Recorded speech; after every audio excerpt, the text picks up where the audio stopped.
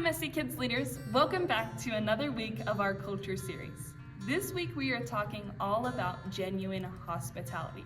And so with that, I want to take us back to a time that we have felt truly welcomed somewhere.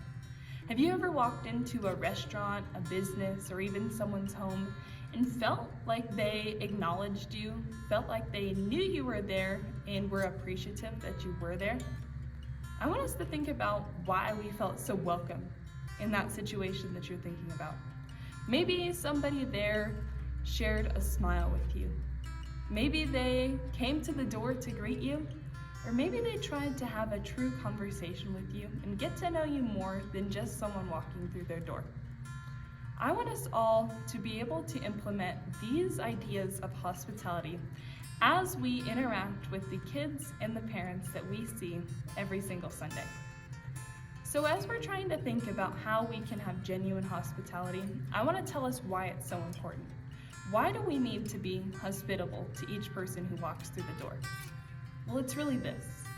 If someone sees someone that's ignoring them, or if they walk into church and no one greets them, and they don't know what to do, they're not gonna feel like they have a place here in our church.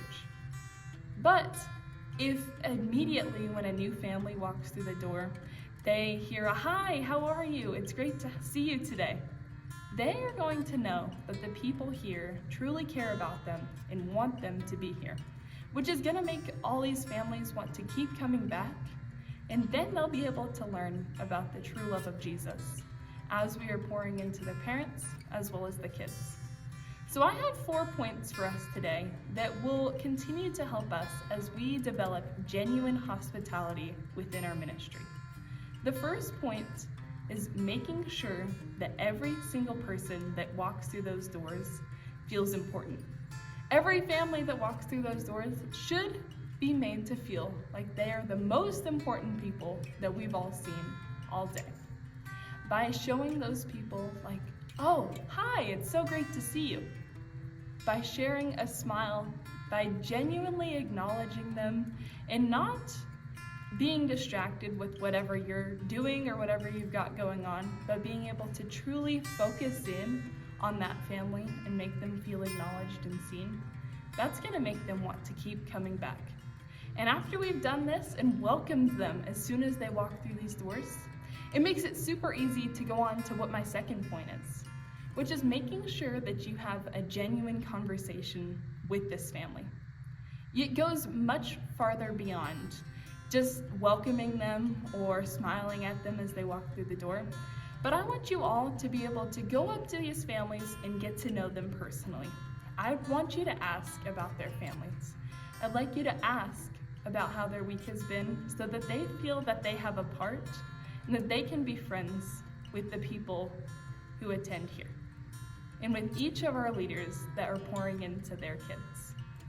The third point is something that I've learned in my time working at Chick-fil-A, and that's called a second mile service. It's super easy to go the first mile with people. In my experience at Chick-fil-A, what customers come in expecting is to get through the drive-thru quickly, to get their food, to be given a my pleasure, and be sent on their way. And that's great, and that's what they come expecting. But second mile service is going above and beyond what people are expecting us to do. When we are able to truly treat people like they are important to us and go that second mile, we can really make an impact on them. Some examples of this at Chick-fil-A might be bringing some extra mints or maybe an ice cream cone or a balloon for their kid to the table when we drop off their food. Or maybe it's holding umbrellas and walking families to their car when it's raining or snowing. The same thing applies to our ministry here at MSC Kids. First mile service is something that we all know to do. The parents are expecting to be able to drop off their kids, for them to have a good time and learn something about Jesus, and then to pick them up and be on their way. But I want us all to be able to think about how we can make those second mile interactions with the kids and with the parents. Maybe a kid told you last week about their soccer game. I want you all to remember that and remember to ask that kid, hey, how did that go? And maybe that's even a conversation starter with their parents too. And maybe if a kid looks like they are feeling alone, you can go up to them and introduce them to a whole group of kids that will take them in and make them feel like they have a place within our ministry. The last points that I want us all to rest in is rest. We can all pour out only so much without taking time to rest. And this is something that Chick-fil-A does super well. We take every Sunday off so that we can have time to spend with God and with our families and go to church.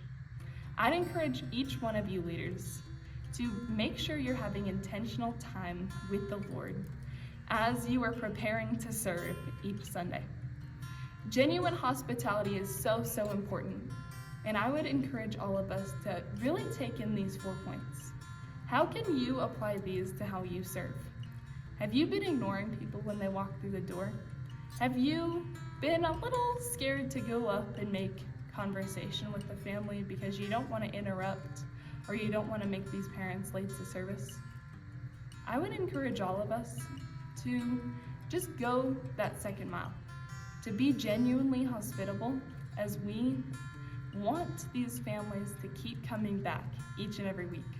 Let's get to know the people that we are trying to serve so that we can make these genuine connections with them as we continue in this journey towards being better at hospitality. Thanks, everybody.